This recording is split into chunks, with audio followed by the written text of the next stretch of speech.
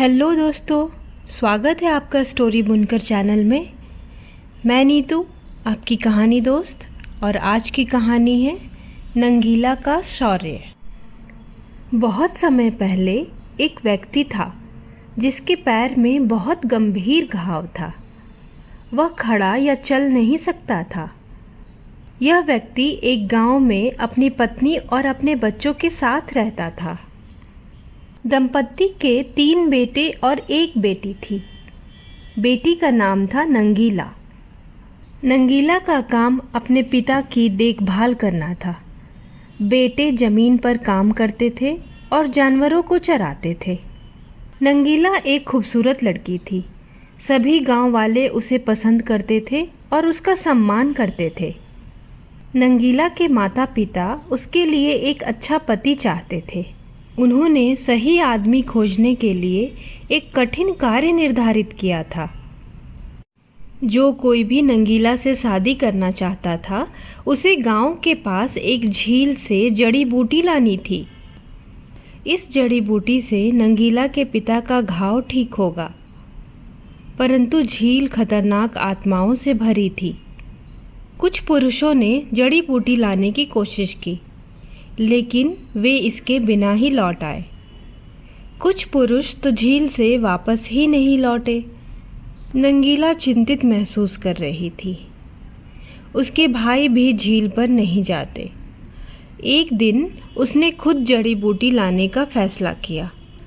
उसकी माँ ने कहा, अगर इतने सारे मजबूत पुरुष असफल हो गए तो तुम कैसे सफल हो पाओगी? लेकिन नंगीला ने अपना मन बना लिया था। झील के रास्ते में नंगीला की मुलाकात लकड़ी ले जा रही एक बुढ़िया से हुई। उसने महिला को जलायु लकड़ी ले जाने में मदद की। बुढ़िया कृतज्ञ थी।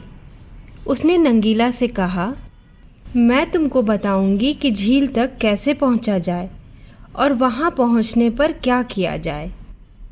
जब वह झील के किनारे पर पहुंची तो नंगीला ने आत्माओं के परिवार को शराब पीते और नाचते हुए देखा। वह इंतजार करती रही और देखती रही। एक एक करके आत्माएं सो गईं। जब सभी सो रहे थे तो नंगीला ने झील में गोता लगाया। उसने जड़ी बूटी पाई और अपने झोले में रख लिया। जैसे ही वह वापस जमीन की ओर बढ़ने लगी, लहरें उठने लगीं। जब तक नंगीला तट पर पहुंची, आत्माएं जग गईं। वह डर गई थी, लेकिन उसने उस गीत को गाया जिसे बूढ़ी औरत ने सिखाया था। मैं वेक्सा की बेटी झील से हूँ। मैं आई थी क्योंकि पुरुष भी आने से डरते हैं। मेरे पिता को अपने घाव को भरने के लिए इस जड़ी बूटी की आवश्यकता है। यही कारण है कि मैं यहाँ आई हूँ, उस भूमि में जहाँ बहुत से लोग पहुँचने से डरते हैं, क्योंकि तुम शासक हो। नंगीला की आवाज़ इतनी मधुर थी कि आत्माओं ने उसे बार बार गाने के लिए कहा। उसके गायन से आत्माओं को फिर से नींद आने लगी और वे वापस सो गए। तब नंगीला बहुत तेजी से भागी, जब तक कि वह अपने गांव नहीं पहुंच गई। हर कोई नंगीला के लौटने का इंतजार कर रहा था। जड़ी बूटी से उसके पिता के घाव का इलाज करने के बाद वे फिर से खड़े होने में सक्षम हुए। पूरे गांव ने नृत्य किया और नंगीला की प्रशंसा की।